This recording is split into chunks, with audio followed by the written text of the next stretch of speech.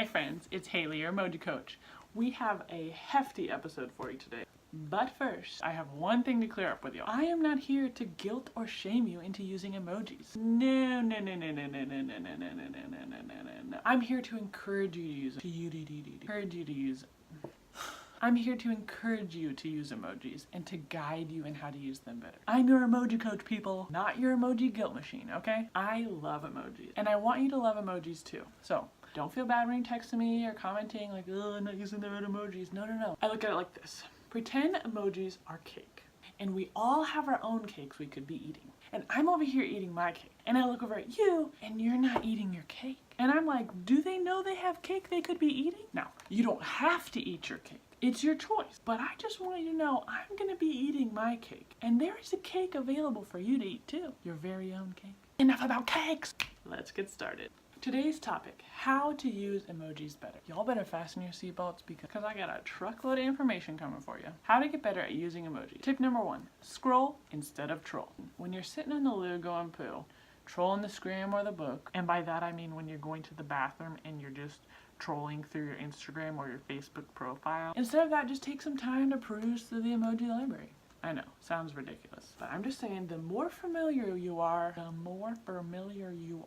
with your emoji options, the quicker you'll be at finding them and the better you'll be at using them. Tip number 2, the highlight feature. Now, the highlight feature can only be used, I think, when you're texting, but it's still incredibly important. To me, this is probably one of the coolest features, and it involves a little bit of magic. You'll see what I mean, hold on. Once again, I am texting my friend Margaret. Okay, hold on. And I tell her my dog wanted to sing and dance. Don't ask questions about what me and Margaret talk about. When I hit the emoji button down on the bottom left, every word that has an emoji will sparkle in orange. Magic. Now, if I tap on the dog emoji, I have a choice between 2 emojis. If you've been scrolling through your emoji library like I suggested, you'll actually know there's more than 2 dog emojis to choose from. Well, anyways, I picked this one. Well, when I get to dance, it only gives me this one option, and as soon as I tap on it, it automatically changes it for me. This is actually where it's really important to have emoji knowledge, because I know there's actually a disco dancing emoji that I want to use instead of this salsa dancer emoji. So I drop down and scroll over to find my disco guide to complete my text. Let's try another one. The monkey ate the avocado. Listen, Margaret and I are diverse in our discussion topics, okay? With the monkey, I have a choice, but with the avocado, I don't, so it automatically switches it for me. Tip number 3 is predictive emoji feature. This is for when you're texting, notes app, or just really anywhere you're typing on your phone. This feature predicts what emojis you'll use based on what you type. So, pretend Margaret and you are texting and you want to respond, "You are so funny."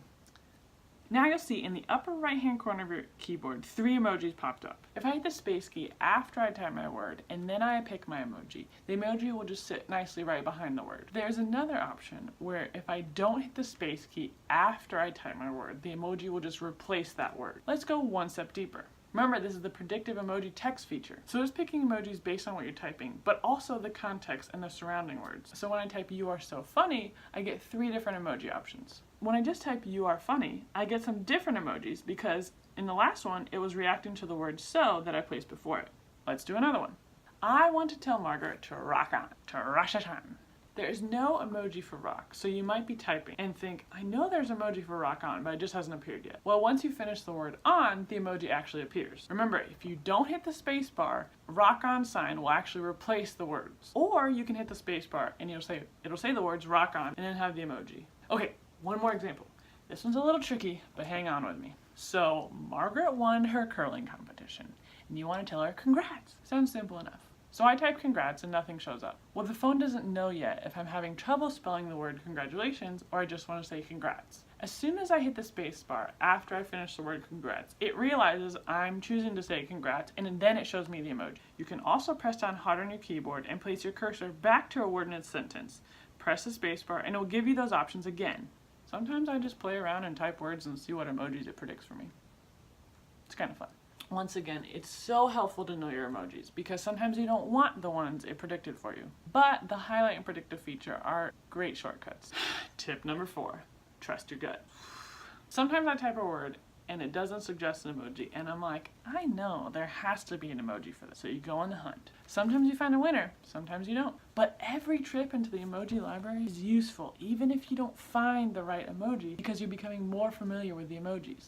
Tip number 5, observe the people around you. Observe how other people use emojis. You can learn a lot just by watching how other people use emojis in their texting, on their Facebook status, their Instagram posts, emails even. Basically, like, people are doing the homework for you. Some people are so creative in how they use emojis, and if I see something new or different, I screenshot that junk so I can refer to it later. I know, emoji nerd. Let's review. Tip number 1, scroll instead of troll. Tip number 2, use that magical highlight feature. Tip number 3, play around with the predictive emoji text feature. Tip number 4, trust your gut. Tip number 5, observe others. Bottom line, you can't get good at something without practicing, so if you want to get better at using emojis, you gotta put a little work in, friends. Alright friends, I know that was a lot. Your brains are probably exploding, so I'm gonna let that sink in, and I'll see you next week. And by that I mean when you're sitting on the and by the bathroom. You guys like my shirt? I do. And I'll see you next week.